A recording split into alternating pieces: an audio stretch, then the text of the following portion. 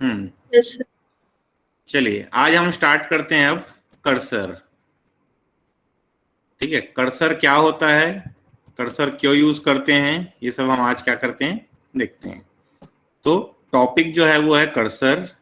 ठीक है, what is cursor? Cursor is N work area.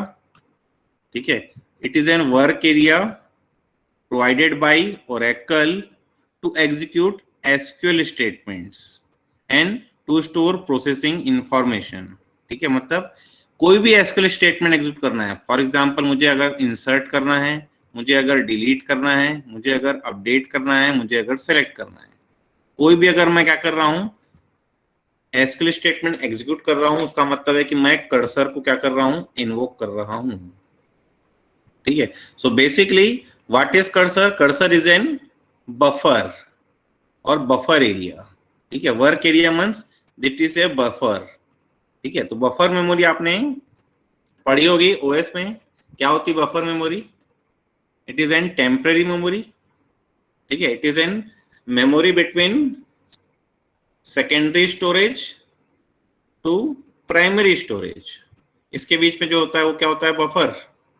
ठीक है, प्राइमरी मेमोरी से अगर कुछ वैल्यू स्टोर करानी है मुझे सेकेंडरी स्टोरेज में, तो भी बफर यूज होता है। सेकेंडरी मेमोरी से अगर मुझे कोई रीड करना है तो पहले बफर में आता है, फिर बफर से मेरा क्या जाता है? प्राइमरी स्टोरेज में जाता है। जो प्राइमरी मेमोरी रैम रहती है उसमें क्या होता है, पहले जाता है सेकेंडरी स्टोरेज से बफर में, बफर से मैं क्या करता हूँ, 1 by 1 डेटा फेच करता हूँ प्राइमरी मेमोरी। ठीक है, तो सेम कर्सर भी मेरा क्या करता है, सेम चीज प्रोवाइड करता है कि एक वर्क एरिया प्रोवाइड करता है कि जो भी मैं एसक्यूएल स्टेटमेंट एग्जीक्यूट करूंगा उसके लिए क्या करेगा, वो एक वर्क एरिया असाइन करेगा ओरेकल।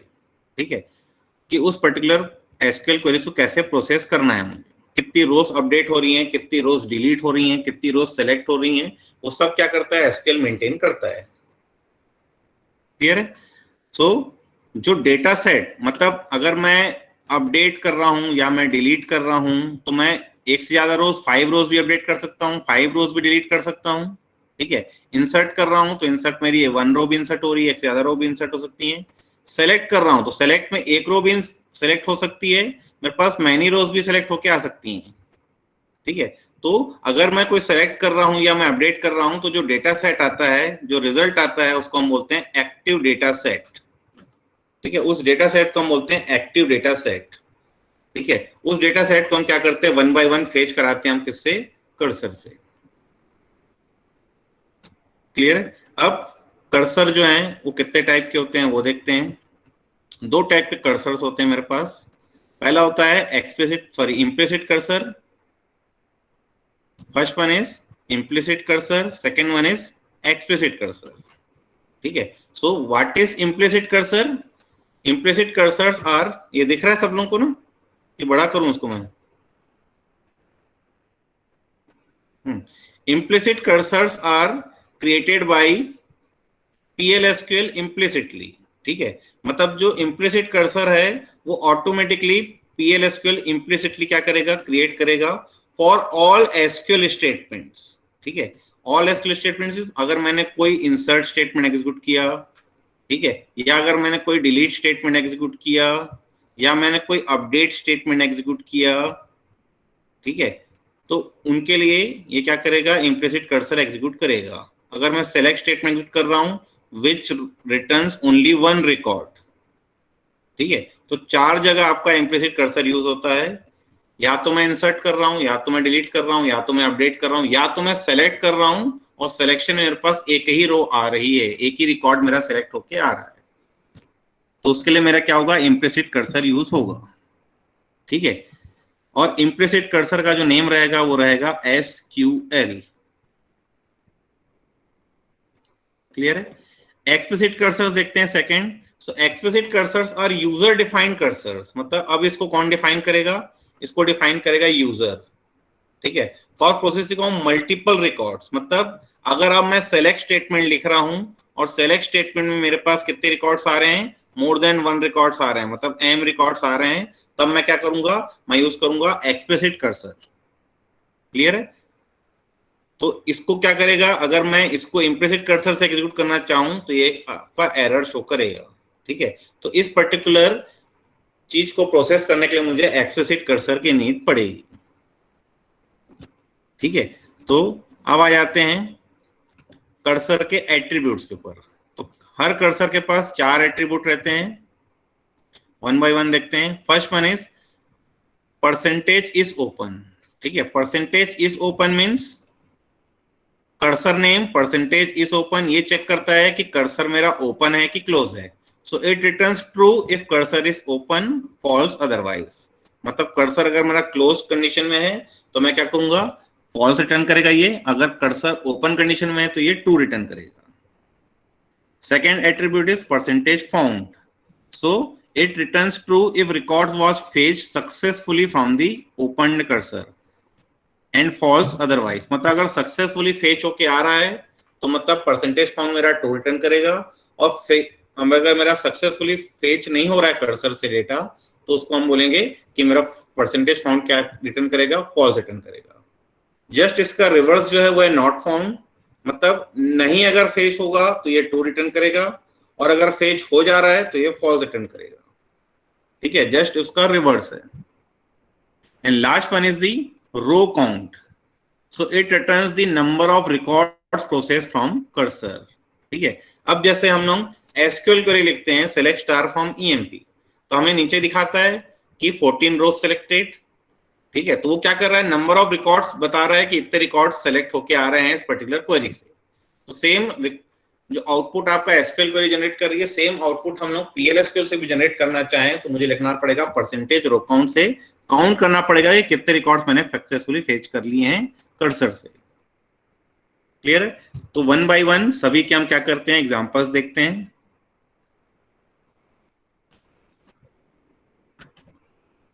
ठीक है, ये स्टेज फॉर एक्सप्लिसिट कर्सर को हम एक्सप्लिसिट कर्सर भी प्रोग्राम देखेंगे तब देखते हैं। ठीक है, अब देखते हैं पहला program. Write a PLSQL program to display a message to check whether the record is deleted और नॉट। ठीक है, मतलब मैं एक रिकॉर्ड डिलीट करना चाहूं तो वो रिकॉर्ड मेरा डिलीट हो रहा है कि नहीं वो बताएगा। मतलब मैं अगर स्टेटमेंट लिखता हूं delete from table name where some condition, तो वो मेरा रिकॉर्ड डिलीट हो रहा है कि नहीं वो मेरे को क्या करेगा, बताएगा कि वो डिलीट हो रहा है कि नहीं हो रहा है। ठीक है, तो अब मैं क्या कर रहा हूं, एक प्रोग्राम बनाते हैं। तो मेरे पास एक स्टूडेंट टेबल है। ठीक है, स्टूडेंट टेबल मेरे पास 2 कॉलम हैं और 6 रोज हैं। ठीक है, अब मैं यहाँ पे करता हूं कर्सर1 डॉट एसक्यूएल। ठीक है, एच ड्राइव में स्टोर कर देते हैं इसको भी। तो मैंने लिया कर्सर1 डॉट एसक्यूएल। ठीक है, अब मुझे क्या करना है, मुझे स्टार्ट करना है बिगिन से। बिगिन करके मैं क्या कर रहा हूं, अच्छा बिगिन से पहले मैं क्या कर रहा हूं, एक ले रहा हूं मैं डेटा टाइप। मैं कर रहा हूं डिक्लेयर, और डिक्लेयर करके मैं एक इनपुट लेता हूं। ठीक है, इनपुट क्या लेता हूं, मैं रोल नंबर इनपुट लेता हूं। तो मैं लिखता हूं R number colon equals to ampersand R. ठीक है, मतलब मैंने एक रोल नंबर इनपुट ले लिया है, कहां से, स्टूडेंट से। ठीक है, अब इस स्टूडेंट के रोल नंबर को मैं यहाँ पे करता हूँ डिलीट करता हूँ। मैं लिखता हूँ delete from table name is student where roll number that is equals to R, और वो आर कौन सा है जो मैंने इनपुट लेके इस वेरिएबल में स्टोर किया है। ठीक है, तो इससे मेरे कुछ रिकॉर्ड डिलीट होंगे। ठीक है, तो अब मैं यहाँ पे क्या कर रहा हूँ, मैं लिख रहा हूँ if cursor name, cursor is SQL percentage is open. ठीक है, so if SQL percentage is open, ये हमने चेक किया। तो मैं लिखता हूं देन, और देन करके मैं लिखता हूं dbms underscore output dot put underscore line, और यहां लिखते हैं हम कर्सर इज ओपन। ठीक है, else dbms underscore output dot put underscore line cursor is closed.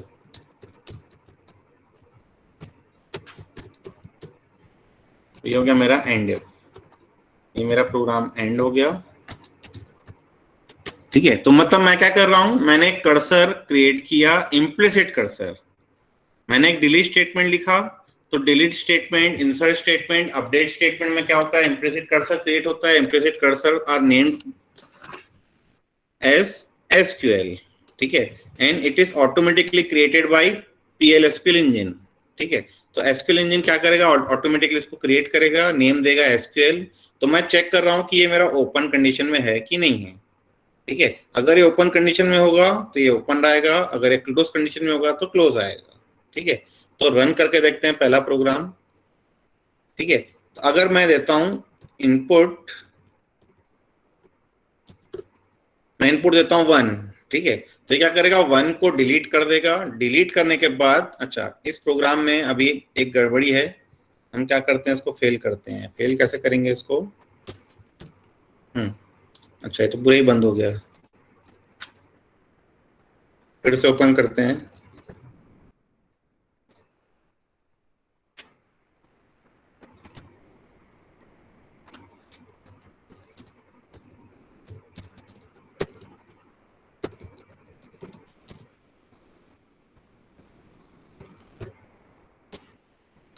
ED H drive scripts, और स्क्रिप्ट्स हमने दिया था cur1.sql। इस प्रोग्राम में गड़बड़ी ये है कि मैं डिलीट स्टेटमेंट एग्जीक्यूट तो कर रहा हूं, मैं कमिट नहीं लगा रहा हूं, तो मुझे यहाँ पे लगाना पड़ेगा कमिट, ठीक है। कमिट मुझे देना पड़ेगा क्योंकि मैं कमिट नहीं कर रहा था। हाँ, अब आ जाते हैं @ और इस पर्टिकुलर कर्सर को मैं क्या कर रहा हूँ, एग्जीक्यूट कर रहा हूँ। तो मैं वैल्यू देता हूँ 1, तो ये क्या करेगा, 1 को उसने एग्जीक्यूट कर दिया। एग्जीक्यूट करके उसने क्या दिया, PL/SQL procedure successfully completed. Output नहीं आया, cursor is open, cursor is close, दोनों आउटपुट नहीं आया। क्यों नहीं आया, कौन बताएगा? Server on, the server output. Very good, server output मैंने ऑन नहीं किया। तो देखिए 1 वाला डिलीट तो हो चुका है, ठीक है। अब मैं यहाँ पे लिखता हूँ सेट सर्वर आउटपुट ऑन, ठीक है। फिर से मैं एग्जीक्यूट करता हूँ, ठीक है, और मैं रोल नंबर 2 को डिलीट करता हूँ। तो देखिए आउटपुट हमेशा आपको आएगा कर्सर इज क्लोज्ड, ठीक है। कर्सर इज ओपन कभी भी आउटपुट आपको नहीं आएगा अगर आप इम्प्लिसिट कर्सर यूज कर रहे हैं तो, ठीक है। तो ये जो हमने पढ़ा यहाँ पर, क्या पढ़ा हमने, कर्सर एट्रीब्यूट में परसेंटेज इज ओपन, ये हमेशा एक्सप्लिसिट कर्सर में ही आप यूज करेंगे। इम्प्लिसिट कर्सर में जब भी आप यूज करेंगे तो कर्सर मेरा हमेशा क्लोज कंडीशन में ही आएगा। क्यों क्लोज्ड होगा वो भी देख लेते हैं। तो ये मेरा प्रोग्राम था, ठीक है। इस लाइन में, ठीक है, ये जो लाइन लिखी है delete from student where roll number equals to R, मेरा इम्प्लिसिट कर्सर इसी लाइन में क्रिएट हुआ, इसी लाइन में वो ओपन हुआ, उसने डिलीट किया उस रिकॉर्ड को, जो रिकॉर्ड उसमें डिलीट हो रहे थे। एक रिकॉर्ड डिलीट होगा तो एक से ज्यादा रिकॉर्ड डिलीट होंगे तो एक से ज्यादा रिकॉर्ड डिलीट करेगा, ठीक है। और जैसे ही इस लाइन से नेक्स्ट लाइन जाऊंगा मैं, जैसे ही इस इफ कंडीशन में आऊंगा, ये कर्सर मेरा क्या हो गया, क्लोज हो चुका है। क्लियर है? So implicit cursor are created by Oracle, opened automatically by Oracle, closed automatically by Oracle, and data is successfully fetched automatically by Oracle, ठीक है। सब क्या करता है, Oracle ऑटोमेटिकली करता है इम्प्लिसिट कर्सर में। तो इम्प्लिसिट कर्सर में अगर मैं परसेंटेज इस ओपन जब भी यूज करूं तो हमेशा ये क्लोज कंडीशन में ही दिखाएगा, कभी भी ओपन कंडीशन में नहीं बताएगा। क्लियर है? अब मैं क्या करता हूं, मैं चेंज करता हूं, यहां पर मैं प्रोग्राम चेंज करता हूं, लिखता हूं कर्सर 2.sql। अब मैं यहां पे लिखता हूं परसेंटेज फाउंड, ठीक है। परसेंटेज फाउंड मतलब वो पर्टिकुलर रोल नंबर जो मैं डिलीट कर रहा था, वो पर्टिकुलर रोल नंबर उसमें मिला और डिलीट हो चुका है। तो मैं यहां पे लिखूंगा रिकॉर्ड डिलीटेड,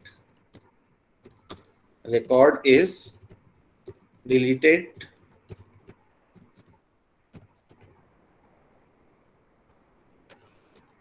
और यहां हम लिखेंगे रिकॉर्ड नॉट डिलीटेड।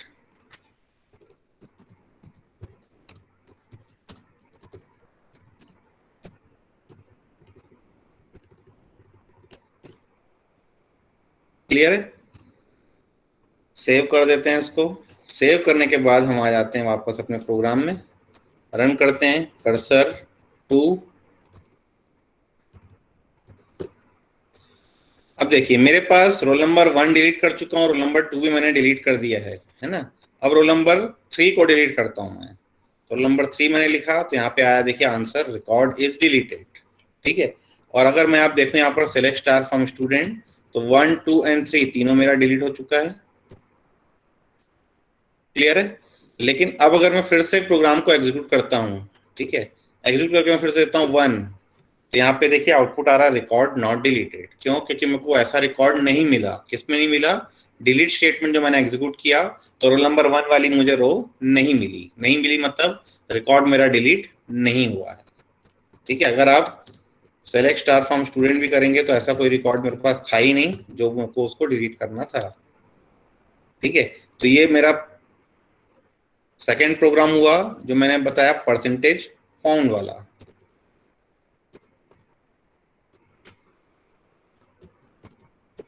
ठीक है, तो परसेंटेज फाउंड मतलब अगर कुछ रिकॉर्ड डिलीट हो रहे हैं तो फाउंड मेरा क्या होगा? ट्रू होगा। मतलब ये सक्सेसफुली फेच कर पा रहा है कर्सर में, जो भी रिकॉर्ड मुझे डिलीट करने हैं वो डिलीट कर पा रहा है। तो डिलीट कर पा रहा है तो मैंने यहाँ पे क्या किया? परसेंटेज फाउंड किया, और फाउंड करके मैंने क्या किया?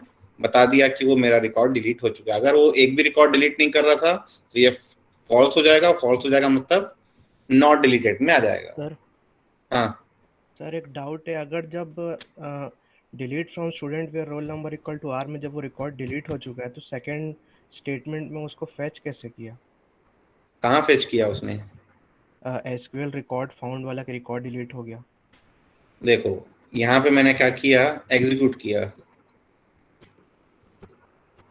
है ना।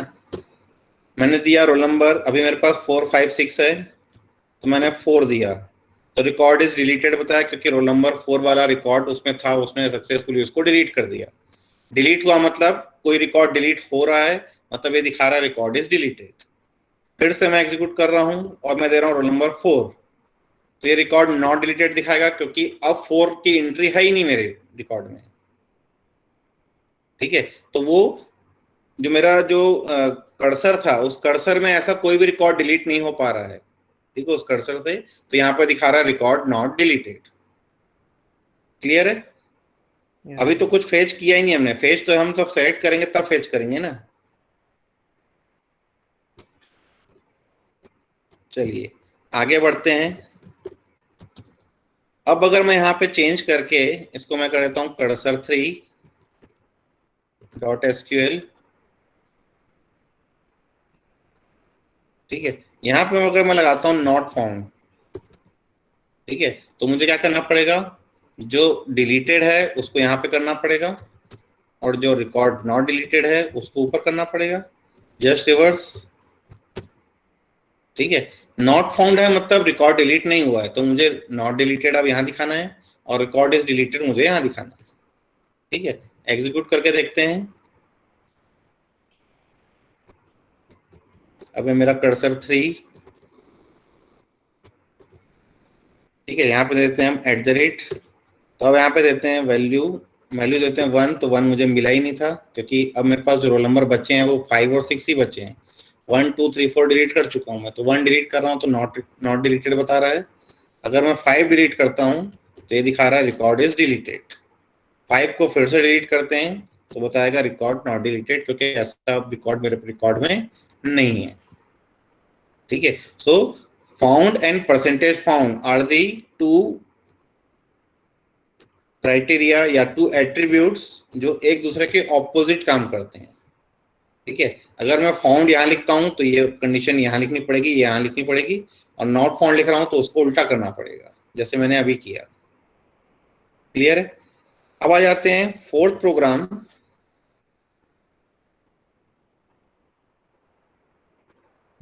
ठीक है, यहाँ पे देते हैं कर्सर 4.sql। अब यहाँ पे मुझे क्या करना है? मुझे पहले तो चेक करना है कि रिकॉर्ड मेरे पास है कि नहीं है, मतलब जो रिकॉर्ड डिलीट हो रहे हैं कि नहीं वो मुझे चेक करना है। और फिर मुझे अगर रिकॉर्ड डिलीट हो रहा है तो मुझे बताना है कि कितने रिकॉर्ड डिलीट हो रहे हैं। ठीक है, how many records are deleted by the SQL query, ये मुझे क्या करना है? अपने बताना है। तो मुझे क्या करना है? मुझे एक काउंट चाहिए, तो मैंने दिया n नंबर। ठीक है, और यहाँ पे जहां पे मुझे मिल रहा है, मतलब मैं यहाँ पर फाउंड यूज करता हूं ऊपर। ठीक है, तो यहाँ पर रिकॉर्ड इज डिलीटेड ऊपर लिखना पड़ेगा मुझे, और रिकॉर्ड नॉट डिलीटेड नीचे लिखना पड़ेगा मुझे, ठीक है। अब रिकॉर्ड अगर मेरा डिलीट हो रहा है तो मैं क्या कर रहा हूं, मैं लिख रहा हूं n:= SQL percentage row count. ये मुझे बताएगा कितने नंबर ऑफ रिकॉर्ड्स मेरे डिलीट हुए हैं, ठीक है। उस पर्टिकुलर एसक्यूएल क्वेरी से कितने रिकॉर्ड डिलीट हुए हैं उसको मैंने फेच करके किसमें ले लिया, n में ले लिया। और इस n को मुझे अब क्या करना है, यहाँ पर डिस्प्ले करना है। तो मैं लिख रहा हूँ dbms_output.put_line, और यहाँ पे मैं बता रहा हूँ रिकॉर्ड्स, या हम लिखते हैं n records deleted. Clear? Save करते हैं इसको कर्सर 4 में। हाँ, अब सबसे पहले तो मुझे कुछ रोज इंसर्ट करनी पड़ेगी, तो मैं इंसर्ट कर रहा हूँ सेलेक्ट स्टार फ्रॉम स्टूडेंट, हमने लिखा तो 6 एंड पिंकी बस मेरे पास अभी है, ठीक है। अब मैं इसमें इंसर्ट कर रहा हूँ, इंसर्ट इनटू स्टूडेंट वैल्यूज, और वैल्यूज में दे रहा हूँ 1 राम। इंसर्ट हो गया, फिर से दे रहा हूँ 1 राम, तो इसमें यूनिक कंस्ट्रेंट लगा हुआ है, तो मुझे यहाँ पे पहले तो कंस्ट्रेंट ड्रॉप करना है। क्यों? क्योंकि मुझे एक से ज्यादा रिकॉर्ड भी डिलीट करके फेच करके दिखाना है, ठीक है। तो मैं यहाँ पे लिखता हूँ alter table, table name is student, और मैं लिखता हूँ ड्रॉप प्राइमरी की, ठीक है। प्राइमरी की थी इसमें, वो अल्टर्ड हो गई, ठीक है। अब मैं क्या कर रहा हूँ, फिर से 1 राम इंसर्ट कर रहा हूँ, फिर 1 राम इंसर्ट कर रहा हूँ, तो इंसर्ट हो जा रहा है ना। अब देते हैं 2 श्याम,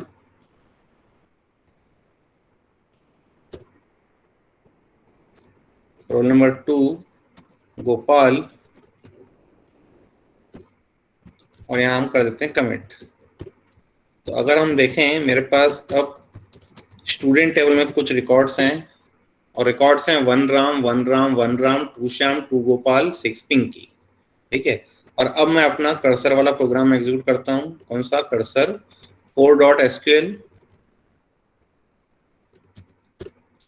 ठीक है। रोल नंबर मैं देता हूँ 3, तो एक भी रिकॉर्ड डिलीट नहीं होगा क्योंकि ऐसा एक भी रिकॉर्ड मेरे इस पर्टिकुलर कर्सर में नहीं है, ठीक है।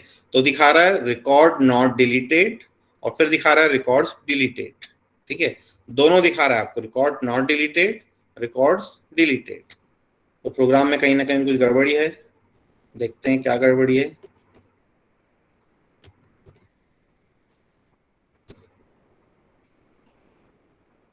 हाँ, n की वैल्यू मैंने इनिशियलाइज नहीं की थी, तो यहाँ मुझे :=0 तो लिखना ही पड़ेगा।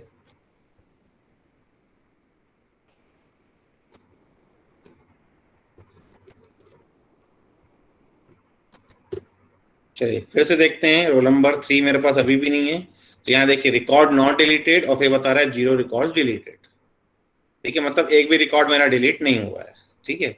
फिर से एग्जीक्यूट करते हैं और हम देते हैं रोल नंबर 6, तो 6 से एक ही रिकॉर्ड है मेरे पास, तो एक रिकॉर्ड डिलीट दिखाएगा, 1 रिकॉर्ड डिलीटेड, ठीक है। अगर मैं देता हूँ रोल नंबर 1, तो रोल नंबर में 3 रिकॉर्ड्स मेरे डिलीट होंगे, 1 राम 1 राम 1 राम के 3 रिकॉर्ड्स हैं मेरे पास, तो ये मेरे तीनों के तीनों रिकॉर्ड यहाँ पे क्या हो रहे हैं, डिलीट हो रहे हैं, ठीक है। सो फोर्थ एट्रीब्यूट हमने देख लिया। फोर्थ एट्रीब्यूट क्या था हमारा? वो था row count, which counts the number of rows successfully fetched from the SQL query। तो SQL query हमने जो यहाँ पे लिखी थी, इसमें कितने रिकॉर्ड डिलीट हो रहे हैं वो फेच करके ला रहा हूं मैं रो काउंट से। क्लियर है? यहां तक किसी को डाउट? इम्प्लिसिट कर्सर में यहां तक किसी को डाउट? अच्छा, अब यहाँ पर देखिए, या इसको यहाँ पे रहने देते हैं, अगले ही प्रोग्राम में देखते हैं।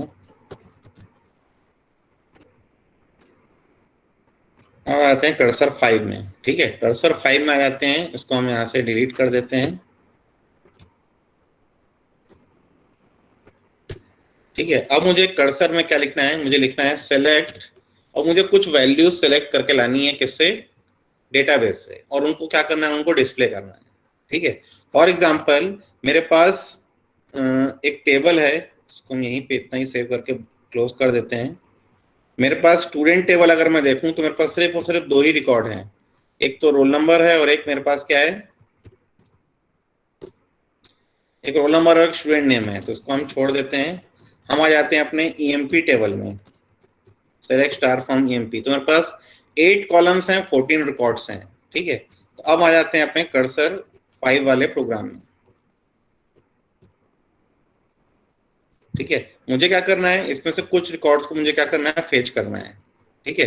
तो मैं लिख रहा हूं select E name comma job from EMP where EMP number that is equal to, और मैं कोई वैल्यू दे रहा हूं, ठीक है। वैल्यू मेरे पास जो है वो है 7369 7499। तो मैं क्या कर रहा हूं, ये वैल्यू मैं यूजर डिफाइंड दे रहा हूं, तो मैं यहाँ पे लेता हूं एम्परसन ई, ठीक है। यहाँ मैं यहाँ पे लेता हूँ ई, और ई की वैल्यू को यहाँ पे मैं लिखता हूँ ई नंबर कोलन इक्वल्स टू और एम्परसन ई, मतलब एक नंबर मैंने इनपुट ले लिया, उसको ई में स्टोर कर दिया, ठीक है। यहाँ पे या फिर यहाँ पे मैं ई नंबर ले लेता हूँ, यहाँ पर भी मैं ई नंबर ले लेता हूँ, ठीक है। तो जो भी एम्प्लॉय नंबर मैं सिलेक्ट करूंगा, उस सिलेक्ट का क्या करना है, मुझे ई नेम और जॉब मुझे क्या करना है, डिस्प्ले करना है, ठीक है। तो यहाँ पे मेरे को अब इनके कुछ वेरिएबल्स लगेंगे, तो वेरिएबल्स के लिए मैं यहाँ पे क्या कर रहा हूँ, यहाँ पे लिख रहा हूँ मैं en ले रहा हूँ मैं varchar2 20, यहाँ पे लेता हूँ मैं j, और j के लिए मैं लेता हूँ varchar2 20, ठीक है। और उसके बाद मैं यहाँ देता हूँ select E name comma job into en comma j। तो जो एम्प्लॉय नेम है वो en में चला जाएगा, जो जॉब है वो j में चला जाएगा, ठीक है। जो भी एम्प्लॉय नंबर मेरा सिलेक्ट होके आएगा वो इस en वेरिएबल में चला जाएगा, जो जॉब वैल्यू सिलेक्ट होके आएगी वो इस j में चले जाएगी, ठीक है। किसकी, जिस एम्प्लॉय आईडी को मैं यहाँ से इनपुट में ले रहा हूँ, ठीक है, उसका मैं ई नेम और जॉब टाइटल क्या कर रहा हूँ, सेलेक्ट करके ला रहा हूँ, और उसको en और j में क्या कर रहा हूँ, स्टोर कर रहा हूँ, ठीक है। अब मुझे इनको डिस्प्ले करना है, तो डिस्प्ले करने के लिए मैं लिख रहा हूं इफ, ठीक है, इफ एसक्यूएल परसेंटेज फाउंड, अगर मुझे मिल रहा है तो मैं क्या लिखूंगा, मैं लिखूंगा dbms underscore output dot put underscore line, और फिर मैं लिखूंगा पहले मुझे मिल रहा है ई नेम, तो मैं लिख रहा हूँ ई नेम इक्वल्स टू और ले रहा हूँ en, और फिर मैं लिख रहा हूँ dbms underscore output dot put underscore line, और यहां मैं दे रहा हूं जॉब टाइटल j। एल्स पे आ जाते हैं, एल्स में हम लिखते हैं dbms underscore output dot put underscore line, और यहां पे हम लिखना है रिकॉर्ड नॉट फाउंड, ठीक है ना। काम करना चाहिए एंड इफ, ठीक है। तो ये मैंने प्रोग्राम लिखा है कि एक नंबर इनपुट ले रहा हूं, एम्प्लॉय नंबर, और उसका मैं ई नेम और जॉब टाइटल निकाल के उसको मैं अपने हिसाब से प्रोसेस करके डिस्प्ले कर रहा हूं, ठीक है। एग्जीक्यूट करते हैं कर्सर 5,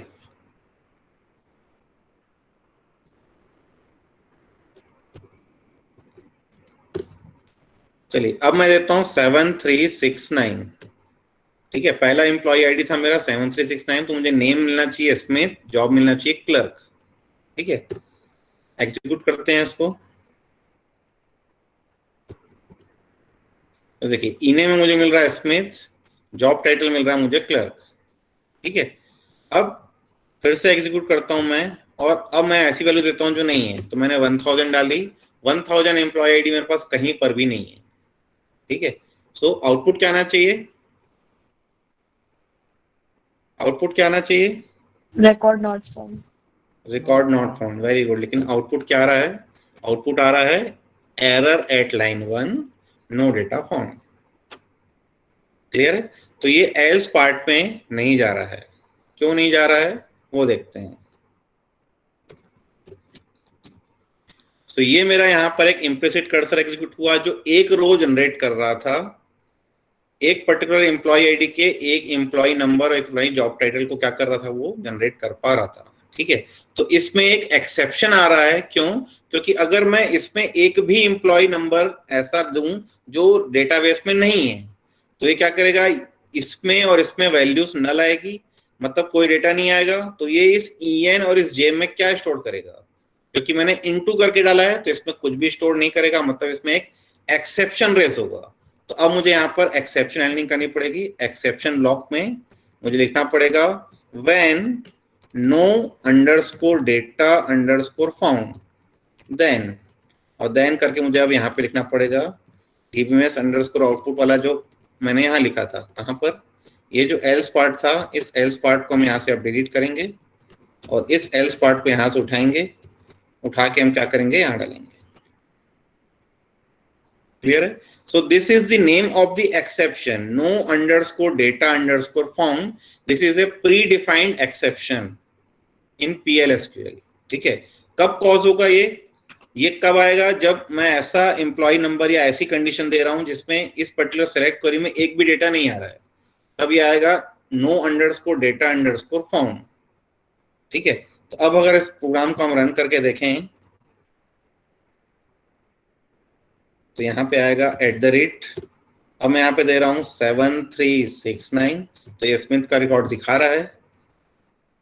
और अगर मैं देता हूँ 1000 तो ये दिखा रहा है रिकॉर्ड नॉट फाउंड, क्योंकि अब ये जा रहा है एक्सेप्शन ब्लॉक में और एक्सेप्शन ब्लॉक से दिखा रहा है रिकॉर्ड नॉट फाउंड।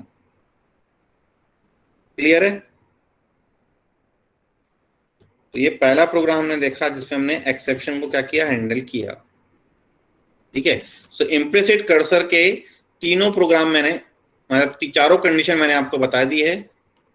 ठीक है, मतलब परसेंटेज इस ओपन कैसे लगाना है, परसेंटेज फाउंड कैसे लगाना है, परसेंटेज नॉट फाउंड कैसे लगाना है, अब डिलीट क्वेरी में इम्प्लिसिट कर्सर कैसे यूज करना है, सेलेक्ट क्वेरी में इम्प्लिसिट कर्सर कैसे यूज करना है, वो मैंने क्या कर दिया, आप लोगों को बता दिया है। ठीक है, अब हम देखते हैं एक्सप्लिसिट कर्सर। ठीक है, तो एक्सप्लिसिट कर्सर से पहले मुझे एक डाउट क्लियर करिए।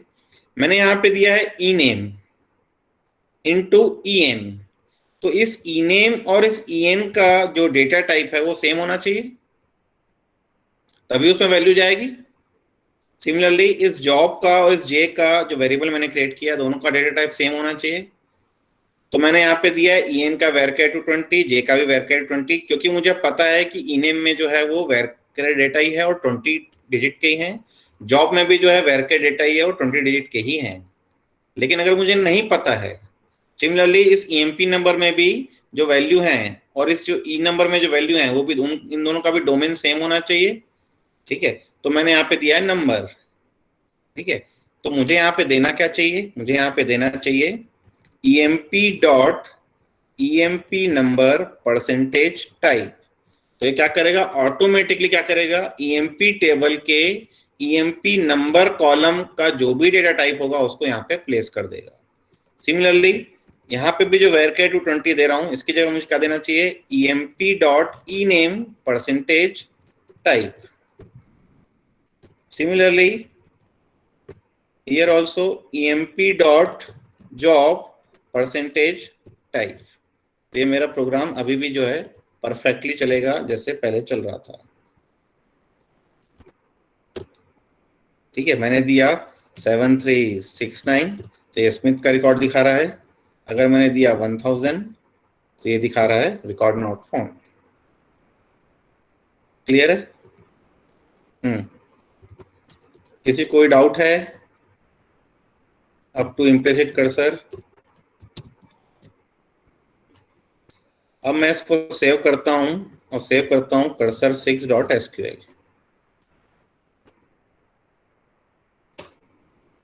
ठीक है, और यहाँ पे मैं कंडीशन चेंज कर देता हूँ। कंडीशन मैं चेंज कर देता हूँ dpt number that is equal to D number, और यहाँ पे मैं इसको चेंज कर देता हूँ डी नंबर से। ठीक है, यहाँ पे मुझे अब चेंज करना पड़ेगा, emp नंबर की जगह मुझे देना पड़ेगा dpt नंबर। तो मुझे क्या करना है कि एक पर्टिकुलर डिपार्टमेंट नंबर में इनपुट ले रहा हूं, उस डिपार्टमेंट नंबर का मुझे एम्प्लॉय नेम और जॉब टाइटल डिस्प्ले करना है। तो अगर मैंने ये क्वेरी लिखी, ठीक है, तो ये क्वेरी मेरी फेल कर जाएगी। क्यों कर जाएगी? तो मैंने 5 में स्टोर कर दिया क्या? देखिए, अगर मैं, अच्छा मैंने 6 किया था शायद उसको ना, 6 किया था मैंने, तो मैंने दिया 10। तो यहाँ पे देखिए एरर आ रहा है। एरर क्या आ रहा है? exec fetch returns more than requested number of rows, मतलब ये फिर से एक एक्सेप्शन रेस कर रहा है। ठीक है, एक्सेप्शन रेस क्यों कर रहा है? क्योंकि मैंने क्या किया है, एक ऐसी क्वेरी लिखी है जो एक से ज्यादा डेटा रिटर्न कर रही है। ठीक है, मैंने यहाँ पे दिया है डिपार्टमेंट नंबर। डिपार्टमेंट नंबर मैं 10 दे रहा हूँ, तो डिपार्टमेंट 10 में 3 एम्प्लॉय है। 20 दे रहा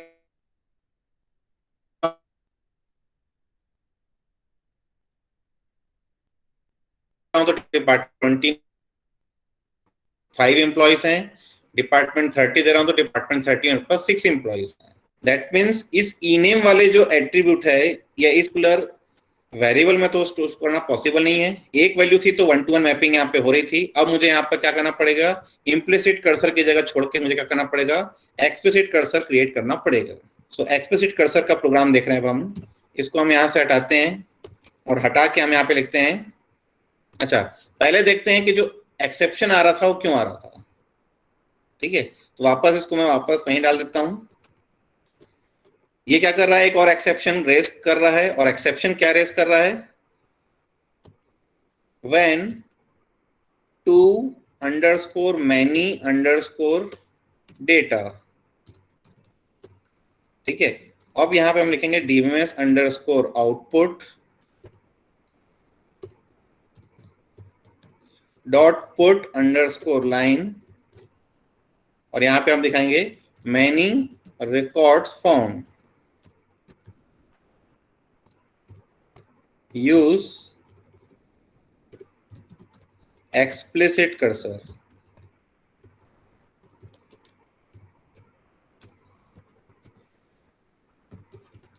तो एक मैसेज हमने डिस्प्ले कर दिया कि too underscore many underscore data. एक काम और कर देते हैं इसमें, यहाँ पे हम और लिख लेते हैं when others then dbms underscore output dot put underscore line, और यहाँ पे हम देंगे एक्सेप्शन ऑकर्ड।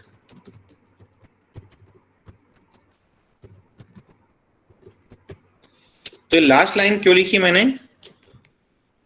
लास्ट लाइन मैंने लिखी है कि अगर इन दोनों एक्सेप्शन के अलावा कोई एक्सेप्शन आता है तो उसको ये हैंडल करेगा।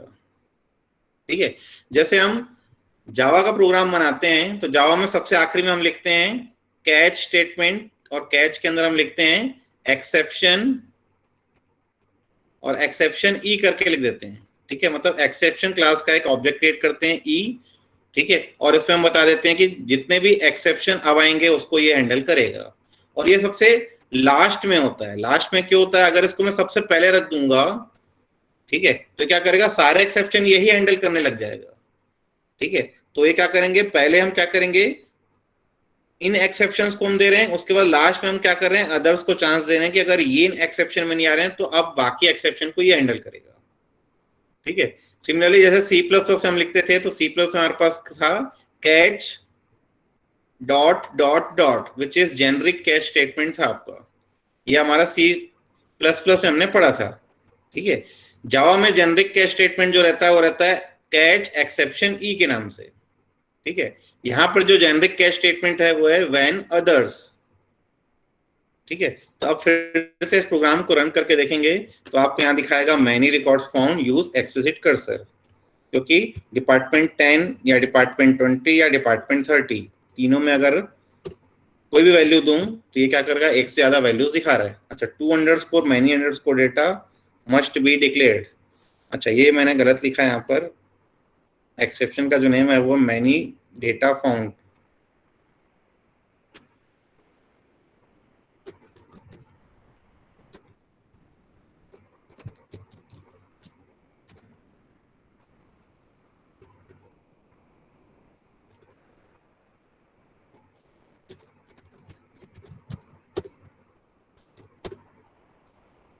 अभी भी ये नहीं ले रहा है। ठीक है, मैनी काम करते हैं, इसको नेट में देखते हैं। टू मैनी रोज करके आएगा, सॉरी।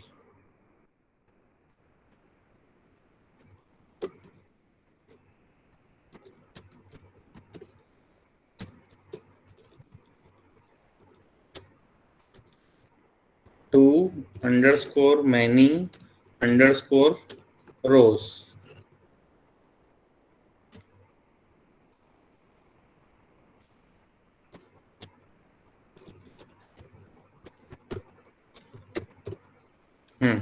तो देखिए 2 अंडरस्कोर मैनी अंडरस्कोर रोज में जा रहा है, ये many records found use explicit cursor.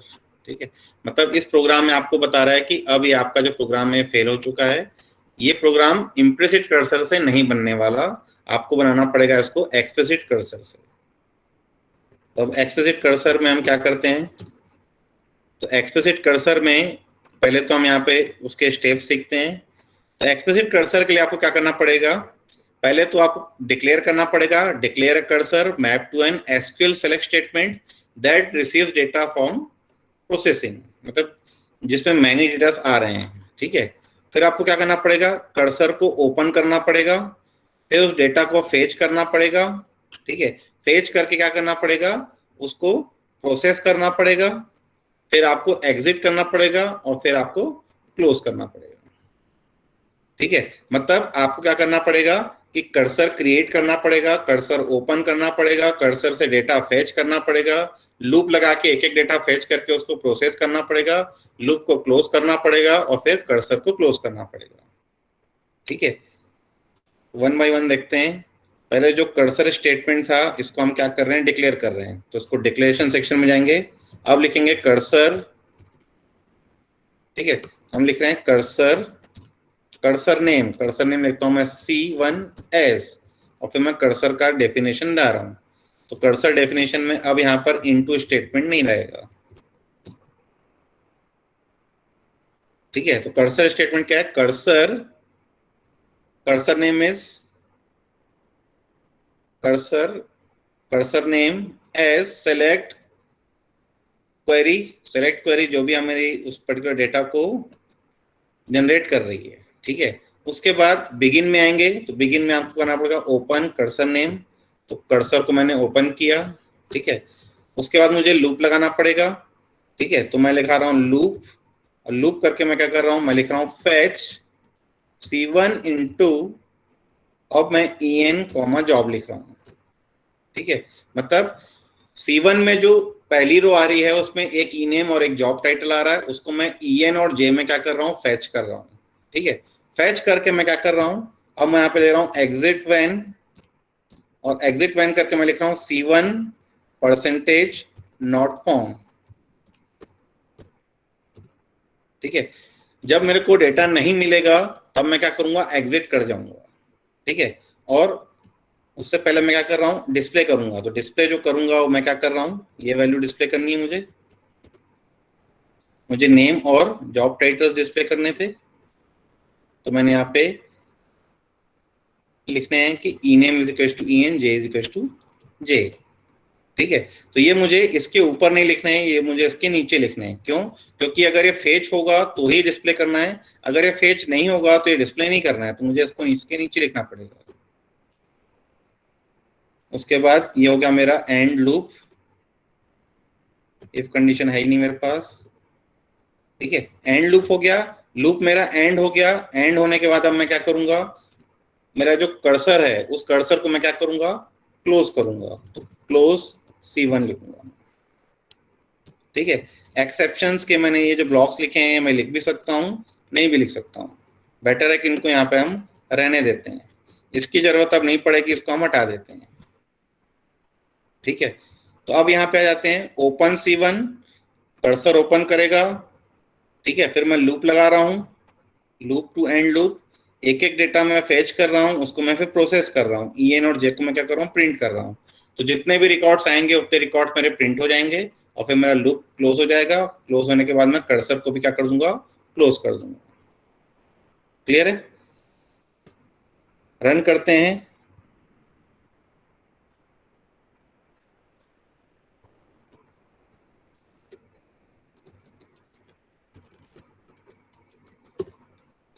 Value देता हूं मैं 10, तो 10 में यहाँ पे एरर आ रहा है। इसको चेंज करेंगे, एस की जगह इस करेंगे। यहाँ पर सिंटेक्स में एस की जगह आएगा इस।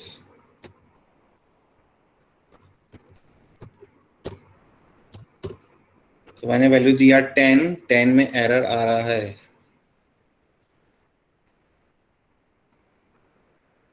क्यों एरर आ रहा है? सर फैच की स्पेलिंग गलत है। एक मिनट, किसकी स्पेलिंग गलत है बोल रहे हो? फैच की? Yes sir. मुझे कोई और स्पेलिंग गलत लग रही है।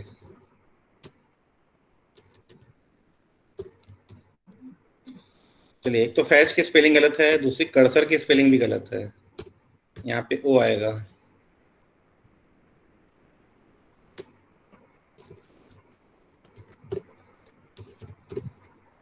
तो देखिए, डिपार्टमेंट 10 में 3 एम्प्लॉय थे, क्लार्क, किंग एंड मिलर। उसके जॉब टाइटल दिखा रहा है मैनेजर, प्रेसिडेंट एंड क्लर्क। ठीक है, अगर मैं 20 को एग्जीक्यूट करता हूं, यहाँ दिखा रहा है Smith, Jones, Scott, Adams, Ford, 5 record दिखा रहे हैं। अगर मैं 30 को एग्जीक्यूट करता हूं तो 6 रिकॉर्ड दिखा रहे हैं। अगर मैं 40 एग्जीक्यूट करूंगा तो मुझे दिखाएगा रिकॉर्ड नॉट फाउंड। अब रिकॉर्ड नॉट फाउंड यहाँ पे आ ही नहीं रहा है।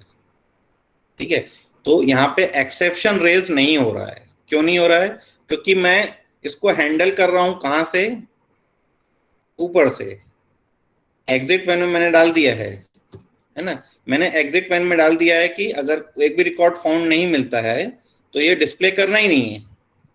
ठीक है, तो डिस्प्ले करना ही नहीं है तो इसकी भी मुझे अब नीड नहीं है। तो मगर इन सबको भी मैं चाहूं तो अब हटा सकता हूं। ठीक है, सिर्फ इतना ही प्रोग्राम लिखूं तो भी मेरा प्रोग्राम क्या है? परफेक्टली वैलिड है। तो मैंने दिया 10, ये दिया मैंने 20, ये मैंने दिया 30 और ये मैंने दिया 40।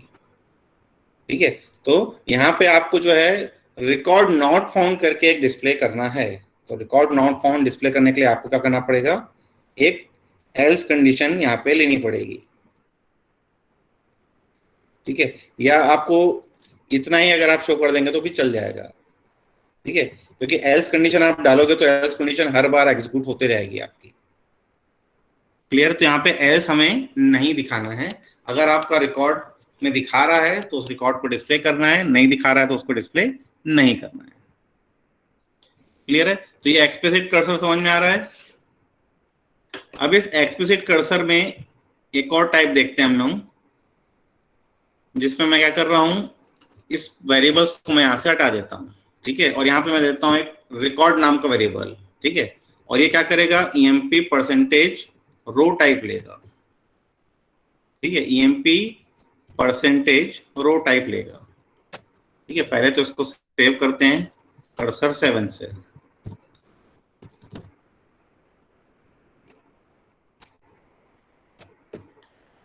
ठीक है, तो परसेंटेज रो टाइप मतलब ये पूरी की पूरी रो कंटेन करेगा। तो मुझे पूरी की पूरी रो जनरेट करनी पड़ेगी। तो अब मैं यहाँ पर 2 स्टेटमेंट की जगह मैं क्या कर रहा हूँ? मैं पूरा स्टार दे रहा हूँ। ठीक है, स्टार करने के बाद अब मैं यहाँ पे दे रहा हूँ instead of EN and J मैं यहाँ पे दे देता हूँ REC। एक रिकॉर्ड डेटा टाइप मैंने यहाँ पे क्या कर दिया? दे दिया है। एक पूरा का पूरा रिकॉर्ड फेच करके लाएगा, इस रिकॉर्ड डेटा टाइप में क्या करेगा? रखेगा।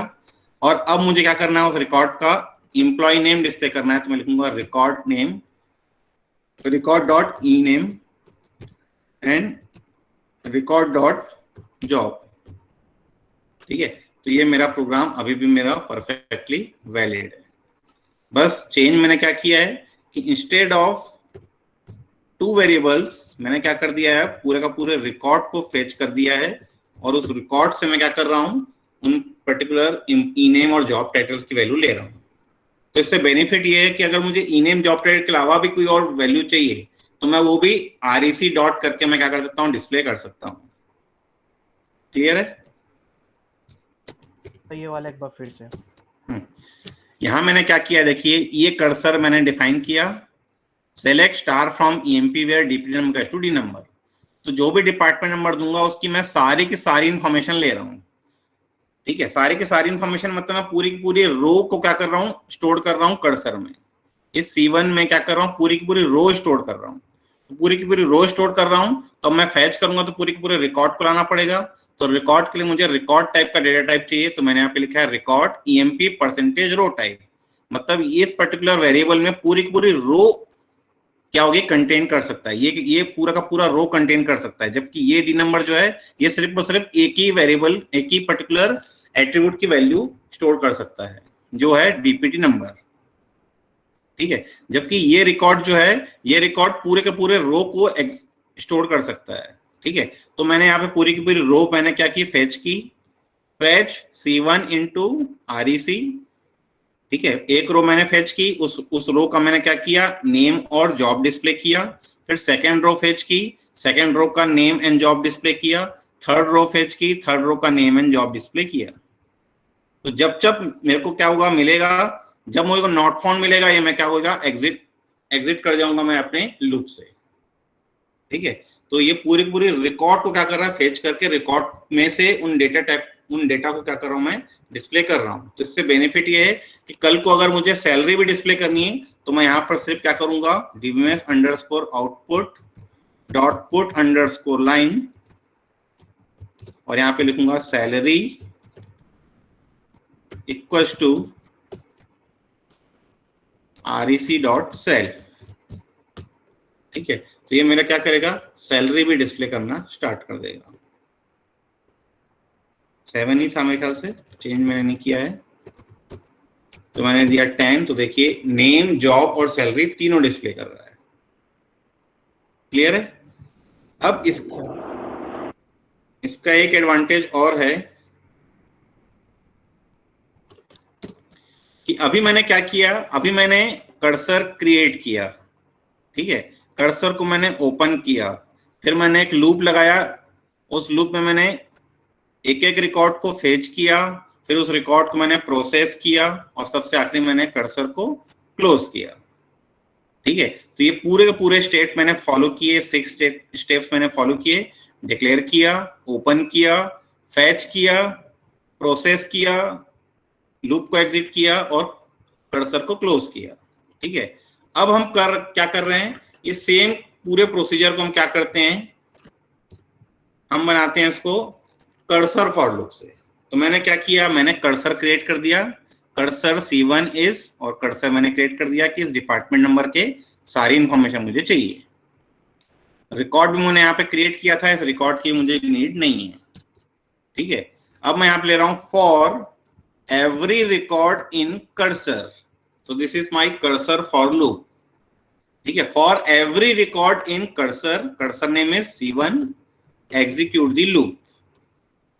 खत्म। लूप को मुझे अब कर्सर को मुझे क्लोज भी नहीं करना है, ऑटोमेटिकली क्लोज हो जाएगा। ओपन भी नहीं करना है, ऑटोमेटिकली ओपन हो जाएगा।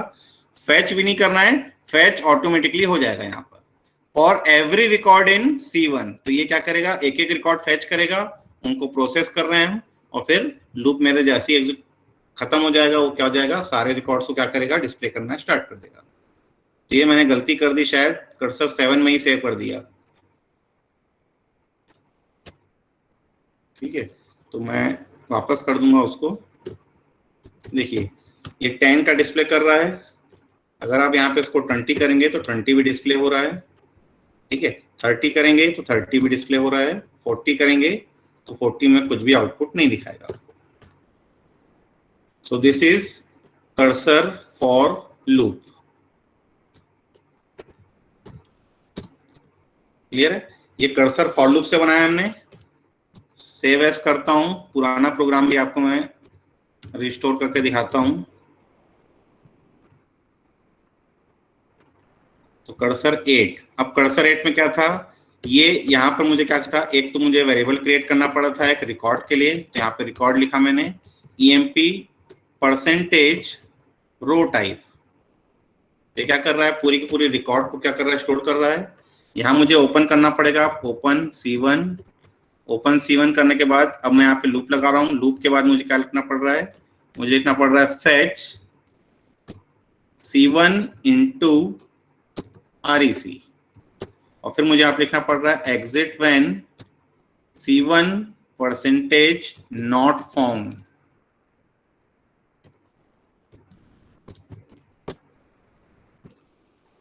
क्लियर है? अगर नॉट फाउंड है तो बाहर निकल जाओ, अगर फाउंड है तो डिस्प्ले करो। ठीक है, और उसके बाद आखिरी में मुझे क्या करना पड़ रहा है, क्लोज C1 भी लिखना पड़ रहा है। तो this is my programme number 8। जो मैंने पहले एग्जीक्यूट किया था आप लोगों के सामने।